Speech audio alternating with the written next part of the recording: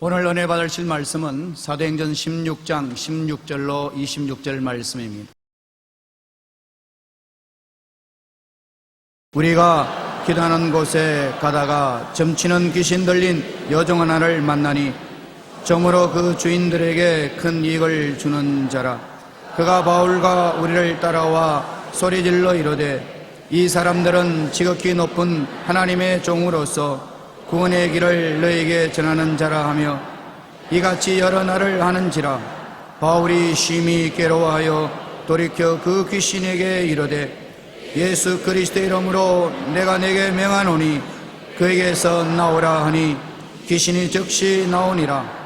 여종의 주인들은 자기의 수익의 소망이 끊어진 것을 보고 바울과 실라를 붙잡아 장터로 관리들에게 끌어갔다가 상관들 앞에 데리고 가서 말하되 이 사람들이 유대인인데 우리 성을 심히 요란하게 하여 로마 사람인 우리가 받지도 못하고 행하지도 못할 풍속을 전한다 하거늘 무리가 일제히 일어나 고발하니 상관들이 옷을 찢어 벗기고 매로 치라 하여 많이 친 후에 옥에 가두고 간수에게 명하여 든든히 지키라 하니 그가 이러한 명령을 받아 그들을 깊은 옥에 가두고 그 발을 착고에 든든히 채웠더니 한밤중에 바울과 실라가 기도하고 하나님을 찬송하며 죄수들이 듣더라.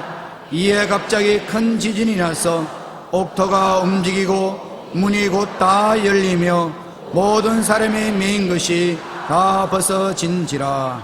아멘.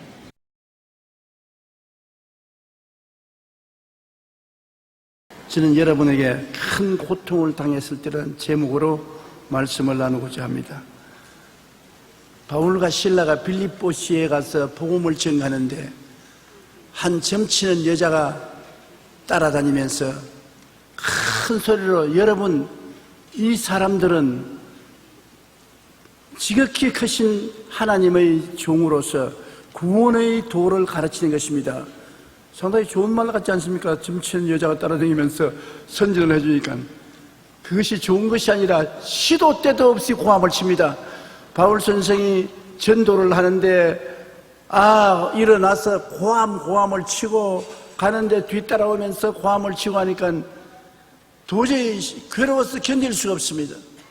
그래서 바울이 참다가 못해서 이 귀신아 그 여자 속에서 나오라. 그러니 귀신이 나오지요. 여러분도 귀신 보고 나오라 하면 나옵니다. 왜냐하면 여러분은 하나님께로부터 권세를 받고 있기 때문인 것입니다. 내가 네게 뱀과 정갈을 밟으며 원수의 모든 능력을 제어할 권세를 주었으니 너희를 해할 자가 결단코 없으리라. 귀신이 나오니까 그 여자가 그냥 입을 딱 다물고 말았던 것입니다. 성령께서 떠나가면 예수 믿는 사람이 입을 딱 다무는 것과 같이 귀신이 떠나가면 악한 말을 딱 다물어 버리고 마는 것입니다. 그러므로 어떤 사람이 성령이 충만한지 아닌지 알려면 입에서 전도의 말이 자꾸 나오면 그분 성령 충만한 줄 아십시오. 귀신이 꽉 들어찬지 안 들어찬지 알려면 세상 말이 자꾸 입에서 나오거든 귀신이 들어있구나 알아야 되는 것입니다. 그런데 귀신이 쫓겨나가니까 이제 점을 못 치니까 그 점쟁이를 통해서 돈벌이 하던 주인들이 크게 화가 나서 바울과 실라를 잡아가지고서 시장터로 나가서 관리들에게 넘기고 관리는 높은 사람에게 끌고 가서 높은 사람이 옷을 벗기고 엄청나게 때렸습니다. 마귀가 예수 믿는 사람을 때릴 때 절대 쓰다듬어 주지 않습니다. 아프라고 때리지. 피투성이가 되도록 얻어맞고 음식도 못 먹고 배도 고픈데 감옥에 들어가서 깊은 곳에 쇠고랑에 차여서 눕지도 못하고 쪼그리고 앉아서 밤을 지내는 것입니다. 그런데 그러한 상황 중에서 바울과 실라가 하나님께 기도하고 찬미를 부르기 시작한 것입니다. 우리 예수 믿는 사람이 고통스럽고 우울하고 슬프고 절망적일 때 인생의 한밤중에 고통에 대처하는 길은 기도와 찬미인 것입니다.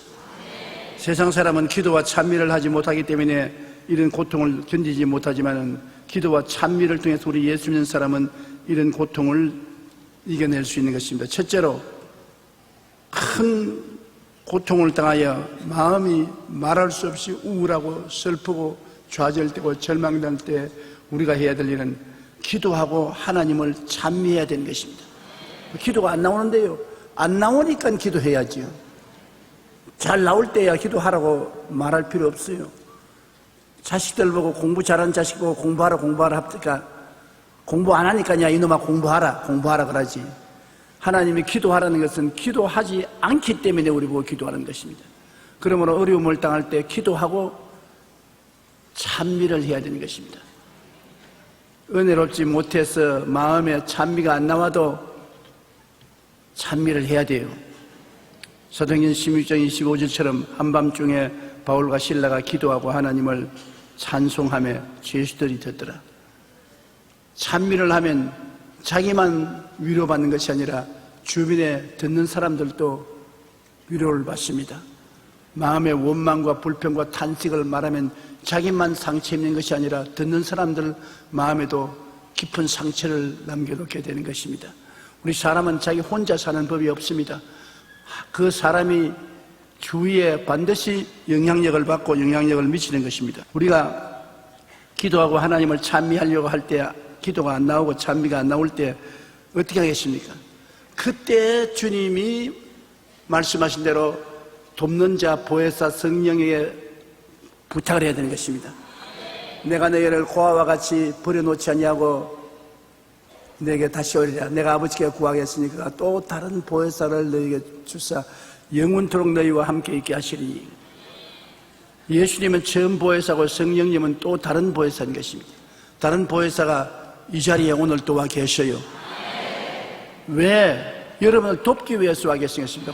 보혜사란 말이 뭐냐? 우리를 돕기 위해서 하나님께로부터 보내심을 받아 항상 함께 계시니가 보혜사라고 말하는 것입니다. 그리고 성령께서 계시기 때문에 기도와 찬미가 안 나올 때 성령께 부탁을 해야 되는 것입니다. 하나님 성령이시여 나를 붙들어서 기도하고 찬미하게 해서 이 폭풍우를 이기고 나가게 해주시옵소서. 도와주시옵소서. 성령께 부탁해야 되는 것입니다.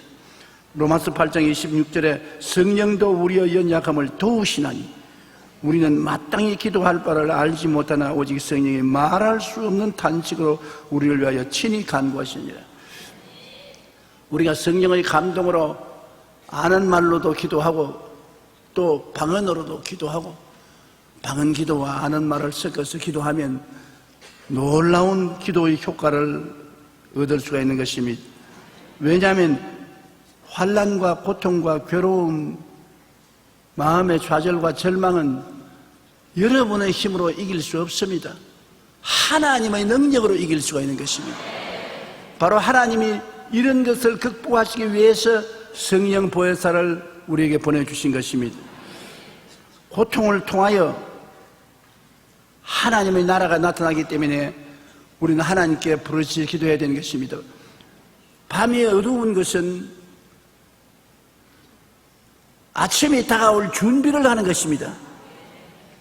밤이 늘 계속하지 않지 않아요. 밤이 어두우면 아침이 다가오지 않습니까? 고통이 심하면 하나님의 도움이 가까워왔다는 증거인 것입니다. 반드시 정반합이 이루어지는 것입니다. 마귀가 오면 하나님도 오시고 마귀가 치면 하나님이 치료해 주시고 역사해 주시는 하나님이신 것입니다. 고통의 밤일수록 우리가 하나님을 찾으면 하나님이 그 고통을 통해서 영광을 나타내시는 것입니다. 에레미야서 33장 3절에 너는 내게 부르짖어라 내가 내게 응답하겠고 내가 알지 못하는 크고 은밀한 일을 내게 보이리라고 말씀하신 것입니다. 우리가 믿음으로 내가 하나님께 기도하고 찬미하면 들어주셔서 이 환난과 고통 중에 함께 계셔서 붙들어 주신다는 것을 믿고서 해야 되는 것입니다. 왜냐하면 분위기가 굉장히 중요하거든요. 우리가 단식하고 원망하고 불평하고 부정적인 분위기가 꽉 들어차면은 집에 쓰레기통 갖다 놓은 것처럼 쥐새끼 벌레 같은 마귀들이 때를 지어 찾아오는 것입니다. 아무리 어려운 환경 속에도 기도하고 감사하고 찬미하면 향기로운 분위기가 만들어지는 것입니다. 그게는 하나님께서 찾아오는 것입니다. 우리 마음의 분위기, 우리 환경의 분위기를 긍정적이고 적극적이고 창조적이고 생산적으로 만드는 것이 굉장히 필요한데 누가 와서 만들어주지 않아요. 여러분이 만들어야 되는 것입니다. 기도하고 그리고 찬미함으로 향기로운 분위기를 만들어줘야 되는 것입니다. 고린도후서 4장 11절에 보면 우리 살아있는 자가 항상 예수를 위하여 죽음에 넘겨지면 예수의 생명이 또한 우리 죽을 육체에 나타나게 하렵니다. 예수의 생명을 체험한 사람 있습니까? 우리가 이 세상에 살면서 예수님의 생명을 많이 체험하지요. 왜 어떻게 체험하느냐? 내가 죽는 고통 속에 있을 때 예수님의 생명을 체험하게 되는 것입니다. 마음이 굉장히 답답할 때 예수님의 평안을 체험할 수 있는 것입니다. 슬플 때 예수님의 기쁨을 체험할 수 있는 것입니다. 고통스러울 때 예수님의 위로가 체험되는 것입니다. 성경에는 우리 산자가 항상 예수를 위하여 죽음에 넘겨온다는 것입니다. 여러분, 다가오는 크고 적은 고통이 예수님이 역사할 수 있는 배경을 만들어 준다는 것입니다. 이해하기 곤란할 때가 많습니다. 왜 고통이 다가오느냐? 예수님을 위해서 고통을 당하라는 것입니다. 네가 고통 당해야 예수님의 영광이 나타난다는 것입니다.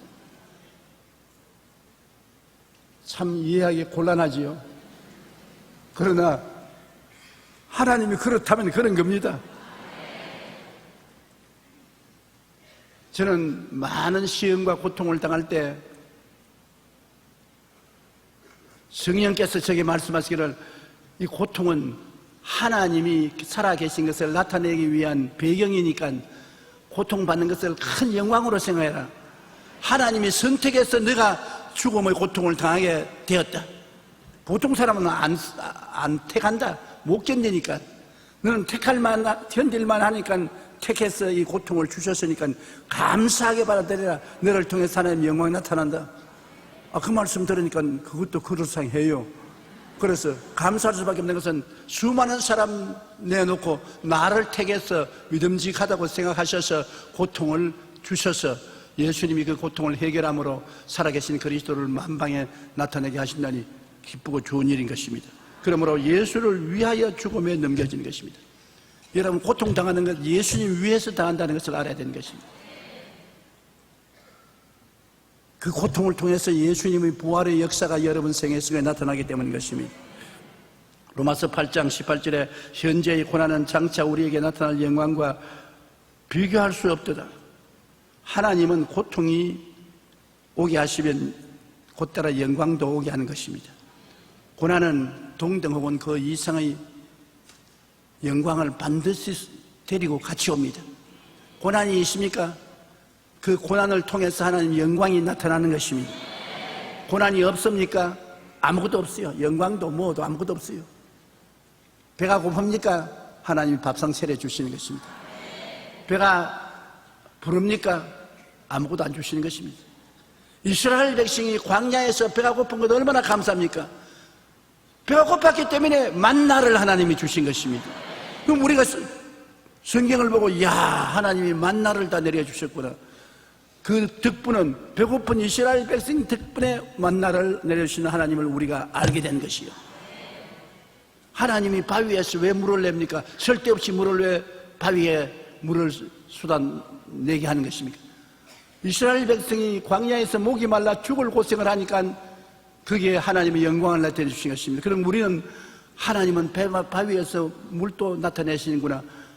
그것을 알게 한 이스라엘 백성의 고통에 대해서 감사해야 될 것인 것입니다. 저는 오랫동안 목회를 해서 많은 사람의 간증을 들었습니다.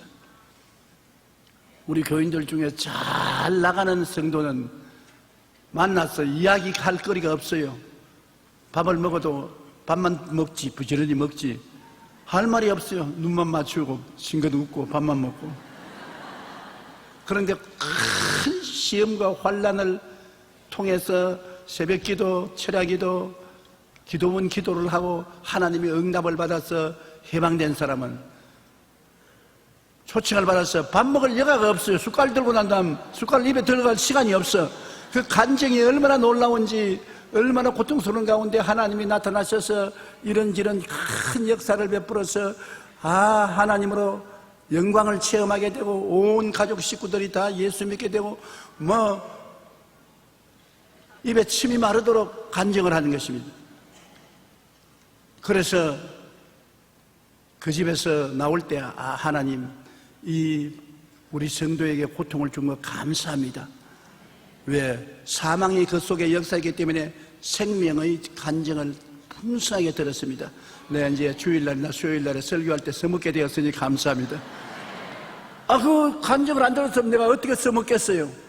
그 간증을 들었으니까 내가 써먹을 수 있으니까 감사해야지. 찬미는 믿음의 열매입니다.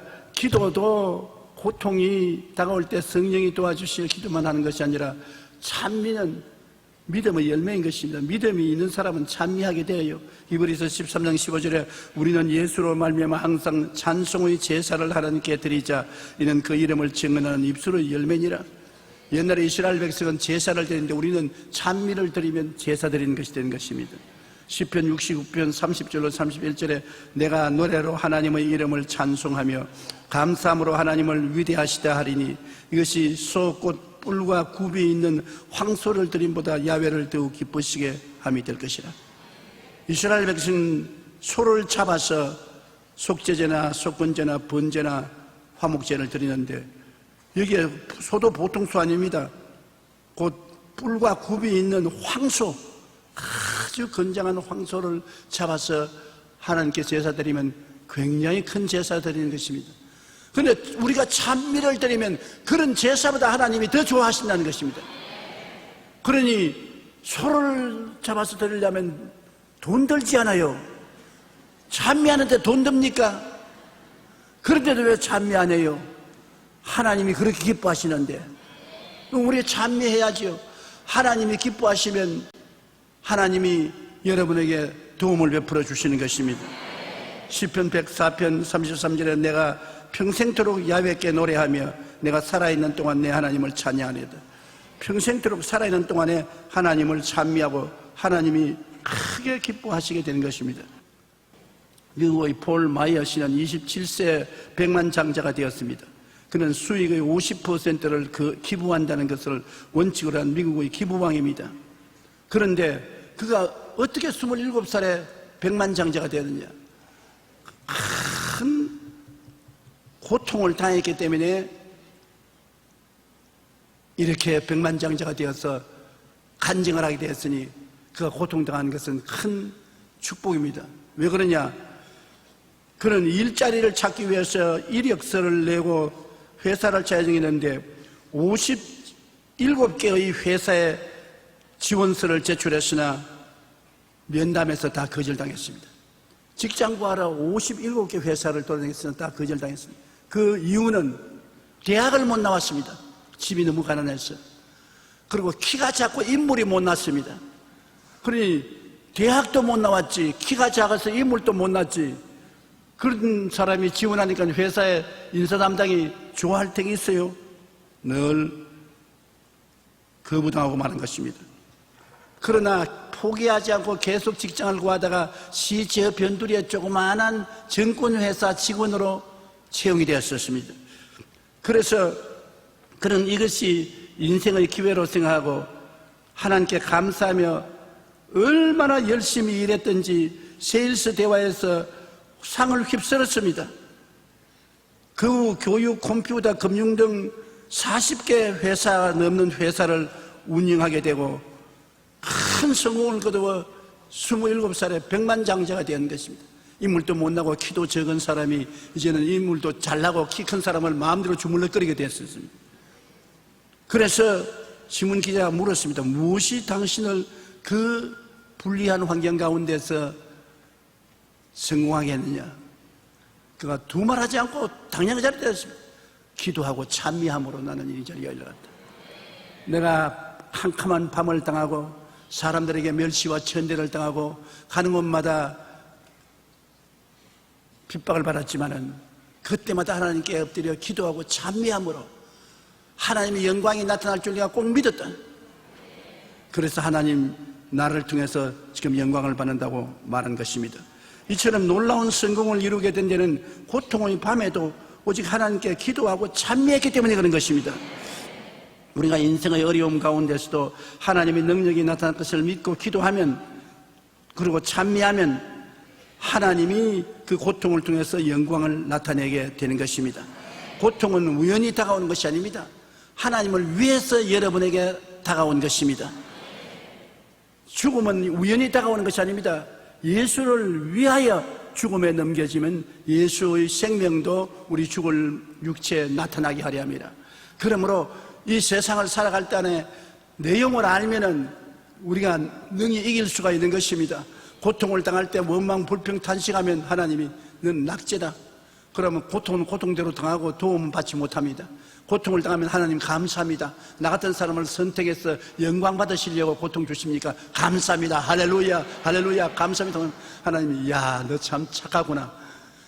감사와 찬양의 기도를 하다 즉시로 하나님의 도움이 나타나는 것입니다.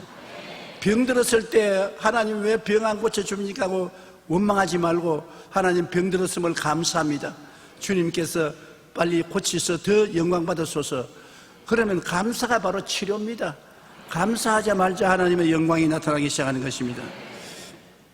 둘째로, 우리가 고통 중에 기도하고 감사하면 천지를 뒤흔드는 역사가 일어나게 되는 것입니다. 무슨 천지를 진동하는 거 보았어요? 보았지요. 바울과 실라가 감옥 속에 들어가서 캄캄한 밤중에 어두맞은 곳에 피가 철철 흐르고 배는 고프고 고통스러울 때 기도와 찬미를 드리니까 지진이 일어나서 온 빌립보스가 다 뒤에 흔들렸습니다. 지진을 가져온 것입니다. 기도와 찬미가. 우리의 기도와 찬미는 눈에 보이는 지진은 안 일으켰다 할지라도 조그마한 영적 지진은 다 일어나게 되는 것입니다. 고통 중에 드리는 찬미의 제사는 천국의 기쁨의 지진을 일으키는 이유가 있는 것입니다. 여러분, 참으로 좋은 친구는 좋을 때만 친구가 아니라 나쁘고 이익이 안 될 때도 결코 배반하지 않은 친구가 좋은 친구입니다. 좋을 때는 아양을 떨고 칭찬하고 아부하고 누가 못해요. 그러나 내가 도움이 되지 못하고 그 친구에게 손해가 가고 그 친구의 어려움을 당하면 그냥 발길로 차버리고 뒤에 돌아가서 온갖 손가락질하고 욕을 하는 그런 친구들이 많이 있습니다. 그러나 고통 중에 있을 때 친구가 끝까지 붙들어주고 격려해주고 칭찬해주고 위로해주면 그 친구는 진짜 친구입니다. 바로 하나님이 그런 친구를 원하시는 것입니다. 고통당하면 하나님을 믿는다고 한 사람이 하나님을 그만 원망하고 불평하고 탄식하고 주일날 교회는 왜 가? 기도도 응답 안 해주는데. 그러고 난 다음에 하나님을 저버리는 사람 많습니다. 그거는 진실한 하나님의 친구가 아닙니다. 왜 하나님이 고통 중에 기도와 찬송을 그렇게 기뻐하냐면 고통과 찬송 중에도 하나님을 버리지 아니하고 하나님께 감사와 찬송을 드리면 하나님이 얼마나 기뻐하는지 하나님 보호자가 들썩거리고 천국에 기쁨의 지진이 일어나게 되는 것입니다. 고통 중에 드리는 찬미의 제사는 천국에 지진을 일으킨다는 것을 알아야 되는 것입니다. 사도행전 16장 26절에 갑자기 큰 지진이 나서 옥토가 움직였다고 말했는데 여러분께서 오늘 이 시간 하나님께 감사의 제사를 드리면 천국에 지진이 일어나는 것입니다. 다른 지진이 아니라 기쁨의 지진입니다. 하나님의 무릎을 탁 치시면서 그러면 그렇지, 참 좋은 사람을 내가 나의 백성으로 택했다, 저래야 된다, 저래야 된다. 하나님이 찬미하는 것입니다. 하나님이 여러분 성경 중에서 굉장히 영광을 받으신 사람이 있는데 누군지 아세요? 욥입니다. 욥은 하나님께 복을 받아서 자녀가 많고 재산이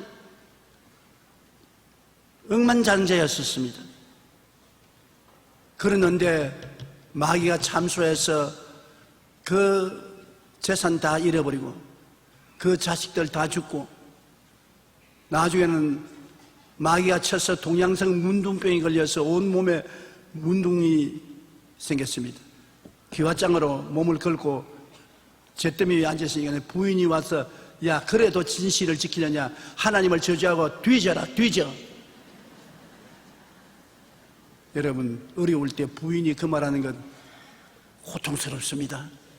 가족이라는 것은 같이 오래 인연을 맺고 사는 것이기 때문에 그 중에 한 사람이 심한 말을 할 때 굉장히 충격을 받습니다. 욥이 그렇게 괴로운데 하나님을 원망 안 했거든. 내가 복을 받을 때도 있고 환난을 받을 때가 있는데 복 받을 때만 하나님께 감사하고 환난을 당할 때 하나님을 원망할 수가 있겠느냐? 그렇게 할 수 없다. 그는 끝까지 하나님을 찬미하고 감사했습니다. 하나님이 욥을 통해서 굉장히 기뻐하고 하늘에 지진이 일어났었습니다. 기쁨의 지진이 일어난 것입니다. 환난과 고통 당할 때 여러분 하나님을 배반하지 마시게 되시기를 주의 이름으로 축원합니다. 그리고 고통 당할 때 기도와 찬미는 공중권세 잡은 마귀의 세계에 혼란의 지진이 일어나는 것입니다. 하나님에게는 기쁨의 지진이 일어나는가 하면 마귀의 나라에는 혼란의 지진이 일어납니다. 마귀는 어떤 법칙을 가지고 있느냐? 내게 이익되면 박수치고 손해되면 돌아서서 욕한다. 이게 마귀들이 믿는 법칙입니다. 절대로 손해가 나는데 배반하지 아니하고 기뻐하는 자는 없다. 이것을 마귀가 믿고 있는 것입니다. 그렇기 때문에 마귀가 하나님께 와서 말하기를 욥이 나에게 이렇게 충성하는 거 봤니 하니까 마귀가 하나님이 울타리를 지어서 우리가 못 들어오게 하고 하나님이 복을 주어서 재산이 저렇게 많아지니까 하나님 섬기지 손을 들어서 치십시오. 우리에게 욥을 넘겨주면 우리가 그 재산 다 빼앗으면 반드시 돌아서 욕합니다. 그 하나님이 한번 그렇게 해봐라. 욥을 내주니까 쳐서 재산 다 빼앗아서 거지가 됐습니다만 욥이 욕 안 했거든. 그래 마귀가 또 하나님께 올 때 하나님이 보아라. 너희가 이유 없이 그를 치게 해서 재산 다 빼앗았지만은 나보고 욕하더니까 재산 지금 잃어버렸어요. 욕합니까?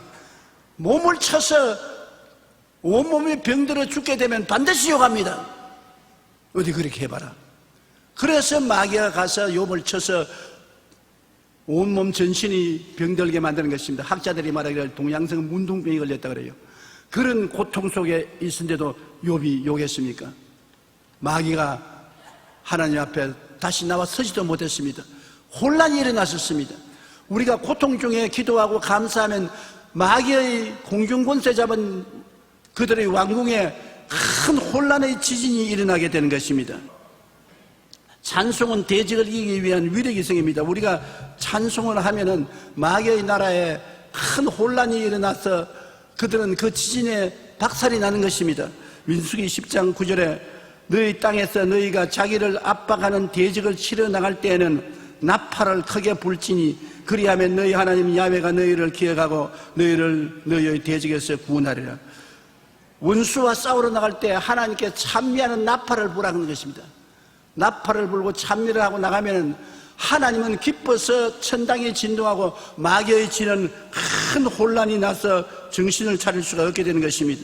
이스라엘 백성이 여호수아를 따라서 여리고성을 점령할 때 그들이 여리고성을 제7일에 7바퀴 돌고 난 다음에 크게 고함쳐서 하나님을 찬미했습니다. 그러자 성이 무너졌어요. 마귀의 성은 성도가 찬미할 때 무너지는 것입니다. 그러므로 찬미는 공주권세 잡은 마귀의 세계에 큰 혼란과 지진이 일어나게 하는 것입니다.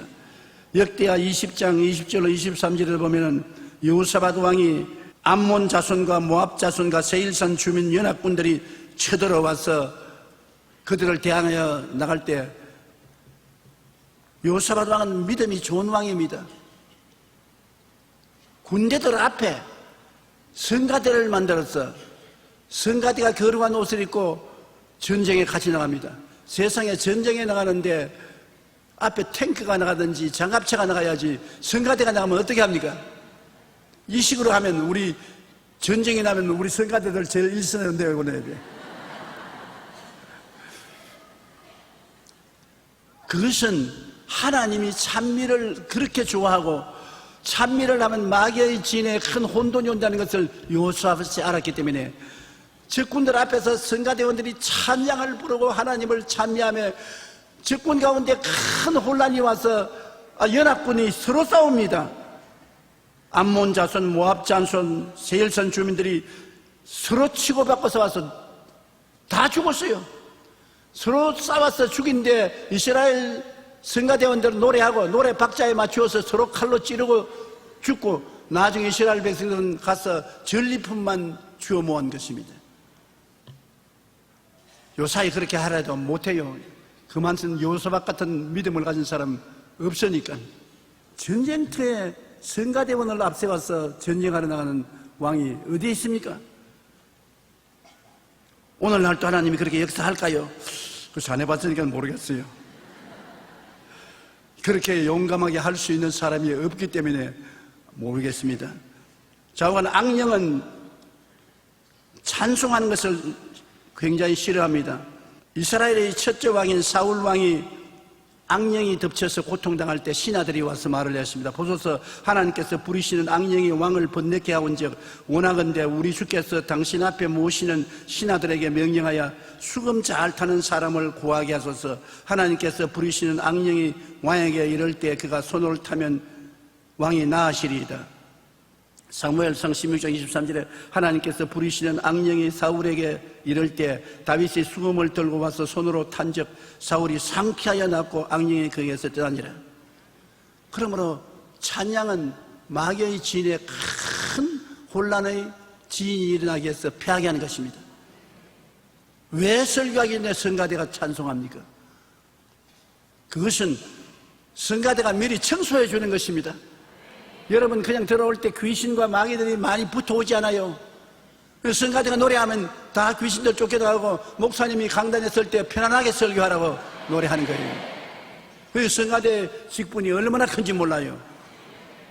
그냥 듣기 좋으라고 노래하느냐 그렇게 생각하는데 그거는 모르는 사람이 한 소리고 내용을 알면 성가대원들이 바로 여호사밧 왕이 성가대를 세우고 전쟁에 나간 것과 같습니다.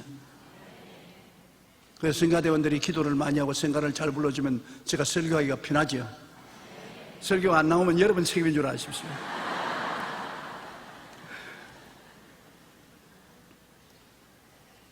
사울 왕은 악령이 덮쳐서 늘 번뇌를 했지만은 다윗이 수금을 타고 노래를 불러줌으로 악령에서 해방되고 기뻐한 것입니다. 그리고 기도와 찬양은 환경의 변화의 지인을 일으킵니다. 하늘에는 천국의 기쁨의 지인을, 마귀에게는 혼돈의 지인을, 우리 환경에는 변화의 지인을 가져오는 것입니다. 왜냐하면 바울과 실라가 찬양하며 지진이 일어나서 감옥 문이 다 열리고 쇠사슬이 다 풀리고 환경에 굉장한 자유와 해방이 다가온 것입니다. 시편 20편 3절에 이스라엘의 찬송 중에 계시는 주여 주는 거룩하니이다. 찬송을 부르면 그 가운데 주님이 임하여 계신 것입니다. 하나님은 그 거룩한 성전에 계시고 그 다음에 자기 백성의 찬양 중에 계신 것입니다. 찬양을 많이 하는 교회는 하나님이 와 계신 것입니다. 찬양이 없는 교회는 하나님이 역사하지 않은 것입니다. 시편 50편 23절에 감사로 제사를 드리는 자가 나를 영화롭게 하느니 그 행위를 옳게 하는 자에게 하나님의 구원을 보이리라. 우리가 하나님의 구원을 체험하기를 원하면 감사 찬양을 많이 해야 되는 것입니다. 감사 찬양을 많이 하면 하나님의 구원이 임하게 되는 것입니다. 그렇기 때문에 고통을 당하고 괴로울 때 무엇보다도 하나님의 도움이 필요한 사람은 감사와 찬양을 불러야 하나님의 역사가 일어나기 시작하는 것입니다. 입을 다물고 원망과 불평과 탄식만 하면 마귀와 귀신들밖에 오지 않습니다. 우리가 찬양과 감사를 귀하게 느껴야 되는 것입니다. 마르틴 루터가 종교개혁을 이루기 위해서 애쓸 때 참 로마 교황청의 압박을 받아서 고통스러웠습니다.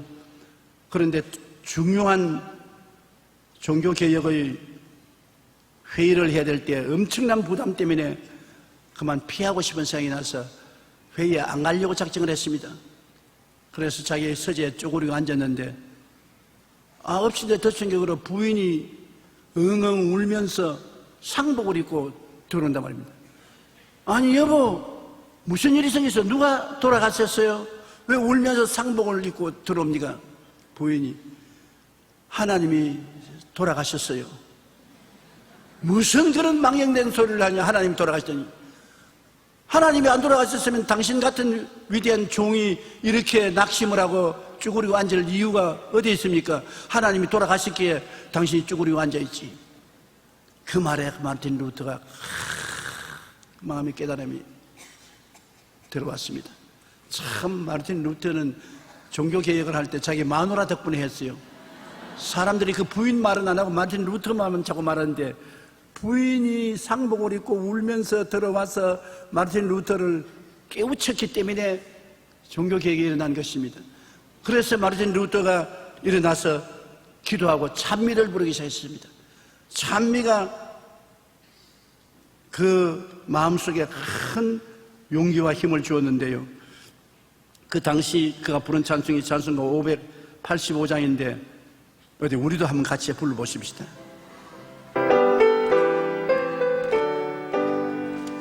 내 주는 강한 소리로 방패와 덤비 되시니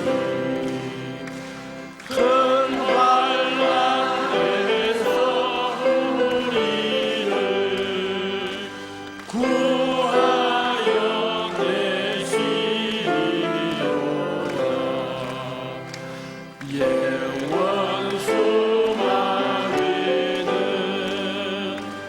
이내로 힘을 써 모략과 권세로 무기를 삼으니 천하의 누가 다 내 힘만 의지할 때는 패할 수밖에 없다. 힘 있는 장소 나와서 날 대신하여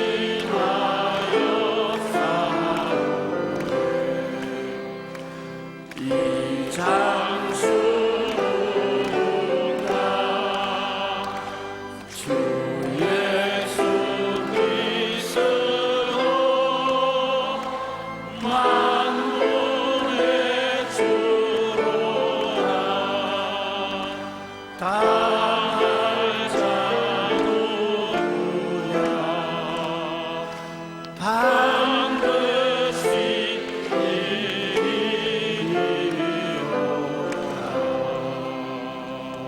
예수 그리스도가 여러분의 구주이심으로 여러분은 반드시 이깁니다.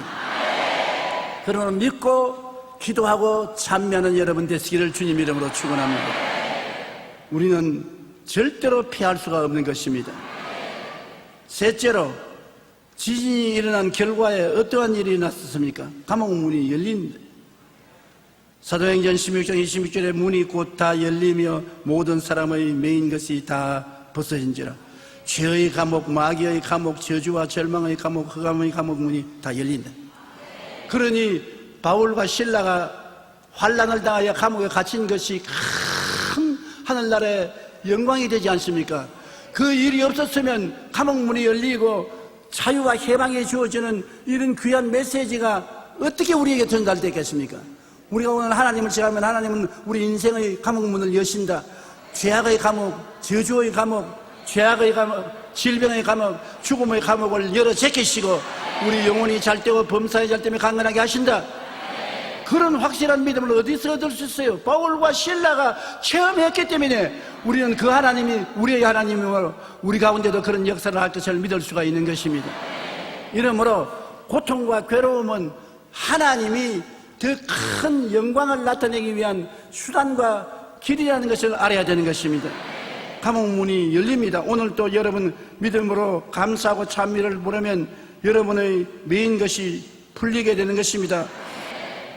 원망과 탄식과 불평과 좌절과 절망은 자기도 감옥에 갇히고 듣는 사람도 감옥에 같이 들어가는 것입니다. 육신의 감옥이 아닌 영적 감옥 말입니다. 내가 낙심하고 좌절하고 절망하고 원망 불평하면 옆에 듣는 사람들도 그만 불평하고 좌절하고 낙심하고 슬픈 우울 환경에 빠지게 되는 것입니다. 그러나 내가 기쁨과 즐거움으로 넘치고 기쁜 즐거움과 찬양을 부르면 그 영향력이 주위에 있는 사람들에게 임하여서 그 마음에다 자유와 해방을 갖다 줄 수 있는 것입니다. 찬양이 가져오는 능력은 당사자와 그 찬양을 듣는 모든 이에게 자유를 가져오는 것을 알아야 되는 것입니다. 가족 중에 한 사람이 원망과 불평을 자꾸 말하고 부정적으로 말하면 온 가정이 그림자집니다. 우울합니다. 집에 들어오고 싶지 않습니다. 불평과 원망과 탄식하는 부인을 가진 남편이 직장에서 집에 일찍 들어오는 남자 봤어요? 그런 사람이 일찍 집에 들어온다면 정신감정을 좀 해봐야 될 남자인 것입니다. 부인이 집에서 기쁘고 즐겁고 상냥하고 아주 향기로운 분위기를 만들어주면 그 남편이 왜 집에 일찍 안 들어와요? 회사 일만 끝나면 불이 나게 집으로 오지. 그러므로 우리 마음속에 어떠한 분위기를 만드는가 굉장히 중요한 것입니다. 미국 공군 군목인 머린 캐러드스라는 분이 지은 찬양을 통한 영적 능력이라는 책에서 감사와 찬양은 환경을 변화시키고 모든 시험을 기쁨과 축복으로 바꾼다고 말한 것입니다. 환경을 변화시키는 힘이 있고 시험과 환난을 기쁨과 축복으로 바꾸는 힘이 있다. 한 분은 그의 공군 병사의 부인이 찾아와서 목사님, 나는 못 살겠습니다. 우리 남편이 장기 근속하는 군인이지만 술을 너무나 좋아해서 술을 많이 먹고 그냥 술만 먹으면 좋은데 술 먹으면 빨가벗는 습관이 있습니다. 길거리에 빨가벗고 난 다음 본전까지 다 내놓고서 들어누워서 있습니다. 안 그러면 아파트에 와가지고서 우리 집 문 밖에서 빨가벗고 들어누워 있으니 온 아파트에 있는 사람이 다 이마살을 찌푸리고 야단입니다. 거의 내가 타일러도 안 되고 협박을 해도 안 되고 도저히 이제 못 살겠으니 목사님 어떻게 하면 좋겠습니까? 그러니까 목사님이 남편이 술주임에 대해서 빨가벗고 들어눕는 것에 대해서 감사해 본 적이 있습니까? 예? 감사 안 해도 저 모양인데 감사를 하면 더 미친 짓을 하면 내가 어떻게 삽니까? 그러니까 감사로 제사를 드리면 하나님이 와서 역사합니다. 그래서 하나님 우리 남편 술 먹고 빨가벗고 들어눕는 것도 감사합니다. 그저 감사합니다. 왜 감사인지 이유를 모르지만은 감사합니다. 감사를 하면 하나님이 기뻐하시고 마귀의 혼란이 일어나고 환경에 자유와 해방이 다가오는 역사가 일어나기 때문에 감사를 하십시오. 그것이 해결 방법입니다.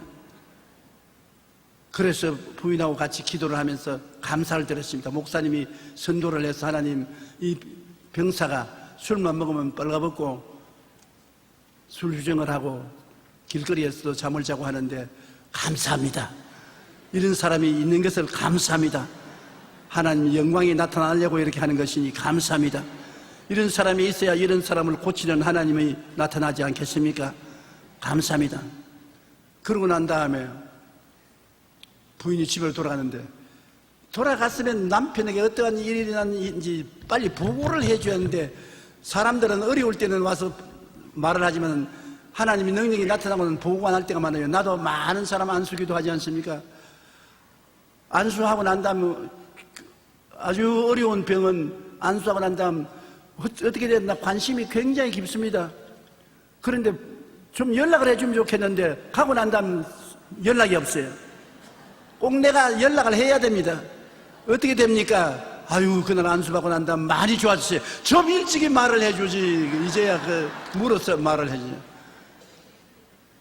그런데 이 군목도 아무리 기다려도 그 부인에게 연락이 이렇게 2주간을 기다리다가 안 되어서 그 부인에게 전화를 걸었어요. 남편이 어떻게 되니까, 아이고 목사님 이제는 술도 안 먹고 빨가벗지도 아니하고 직장에서 곧장 집으로 돌아옵니다. 그 한국 교인하고 같은 것 같다, 그 부인이. 감사와 찬양은 악한 원수 마귀의 속박에서 자유와 해방을 갖다 주는 것입니다. 어둡고 캄캄할 때 바울과 실라처럼 감사와 찬양의 제사를 드리는 것이 가장 좋은 방법인 것입니다. 감사와 찬송은 하나님의 능력을 나타내게 하여 모든 사람들의 메인 것을 풀고 자유를 가져옵니다. 우리는 어떤 환난과 고통 가운데서도 끊임없이 감사와 찬양을 드려야 되는 것입니다. 찬양은 효과가 굉장히 커요. 우리 황성주 박사 성석 건강학을 여러분 많이 들어보았을 것입니다. 저도 황 박사님 좋아하고 책도 많이 읽었는데, 좋은 음악은 두뇌를 자극하여 기쁨의 호르몬인 엔돌핀이 샘물을 솟듯이 솟아난다고 하는 것입니다. 우리가 찬양을 부르면 엔돌핀이 솟아나요. 그래서 엔돌핀은 마음의 기쁨을 가지고 안정을 갖다 오는 호르몬인데, 마음에 안정을 느끼게 되면 몸의 저항력이 생겨서 몸과 마음이 더 건강해지고 활발해진다는 것입니다.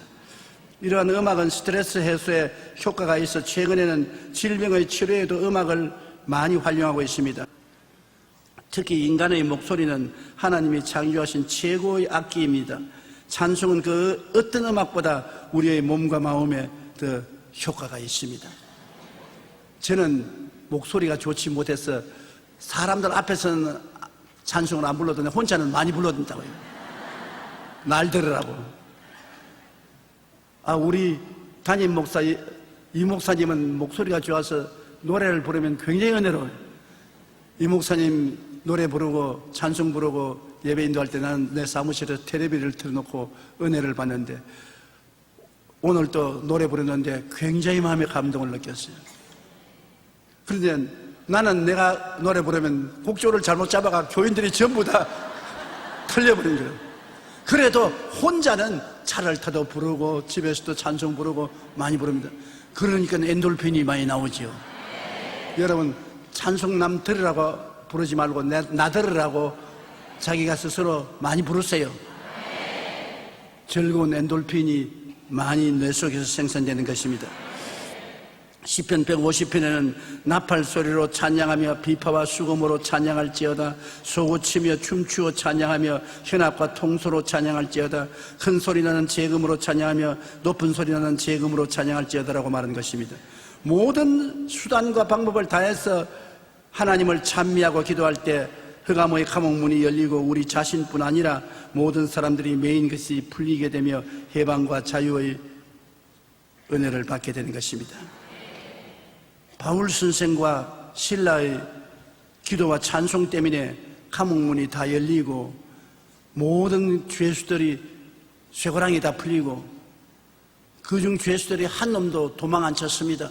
내가 그거 볼 때 바울과 신라에게 감화를 받아서 그 죄수들도 다 예수 믿었다고 생각이 돼요. 성경은 그렇게 안 기록했지만은, 그러나 확실히 예수 믿은 것은 간수장입니다. 감옥을 책임진 사람이 지진이 나고 큰 역사가 일어나는 것을 보고 감옥에 뛰어들어와서 바울과 신라를 잡고, 선생들아 내가 어찌하여 구원을 얻으리까? 너무 겁이 나니까 주 예수를 믿어라, 너와 내 집이 구원을 얻으리라. 그래서 바울과 신라를 이번에는 데리고 나온 것이 아니라 모시고 나와서 상체 입은 다 씻어주고 옷도 깨끗한 옷으로 갈아입게 하고 좋은 음식을 만들어서 대접을 하고 온 가족이 다 바울과 신라의 말을 듣고 구원을 받고 하나님 백성이 되어 기뻐하고 즐거워했습니다. 그 결과 여러분, 환난과 고통이 동등한 그 큰 축복을 가져왔지 않습니까? 바울과 신라가 몇 대 맞음으로 온 감옥에 있는 죄수들이 다 구원을 받고, 또 감옥의 간수장이 가족과 더불어 다 예수를 믿고 구원을 받게 되었으니, 사망은 내게 역사했지만 생명은 다른 사람에게 나타났지 않습니까? 여러분이 사망을 당해도 예수 믿는 사람은 그 사망이 꼭 반대급부로 다른 사람에게는 생명의 역사로 나타나는 것을 알아야 되는 것입니다. 기도와 찬미로 하나님께 짐을 맡기고 찬양을 통하여 마음의 긍정적인 분위기를 만들면 자유와 해방을 주시는 하나님의 능력이 여러분 우리에게 반드시 다가오게 되는 것입니다. 그러므로 우리에게는 하나님이 계시다는 것을 잊지 마십시오. 우리에게 다가오는 시험과 환난과 고통은 목적이 있어서 하나님이 허락해서 다가오는 것입니다. 우연히 다가오지 않습니다. 그것을 우리가 원망과 불평과 탄식으로 잘못 대응을 하면 하나님의 버림을 당함으로 큰 고통을 당하게 되는 것입니다. 시험과 환난 다가올 때 반드시 감사하면 감사하자 말자 하나님의 능력은 나타나기 시작하는 것입니다. 감사로 제사를 드리십시오. 그러면 하나님의 영광이 반드시 여러분에게 체험되게 되는 것입니다. 감사하는 개인, 감사하는 가정, 감사하는 국민, 감사하는 사람들은 모두 다 하나님의 영광을 체험하게 되고 승리하게 되는 것입니다. 우리 고개 숙여 기도드리겠습니다. 하나님 우리 아버지, 하나님께 기도할 수 있도록 성령께서 도와주시고 찬양 부르도록 성령께서 도와주셔서 성령님의 은혜로 어떠한 흑암 가운데도 감사와 찬양을 부르게 해 주시옵소서. 바울과 실라가 빌립보 감옥에 들어가서 극한 상황에서도 감사와 찬양을 부름으로 하늘의 기쁨의 지인이, 공중분세는 마귀에게 혼란의 지인이, 주위 환경에는 자유와 해방의 지인이 일어나서 큰 하나님의 영광 나타나는 것을 우리가 압니다. 이와 같은 역사가 우리의 생활 속에 계속 일어나게 도와주옵소서. 예수님 이름으로 기도합니다. 아멘.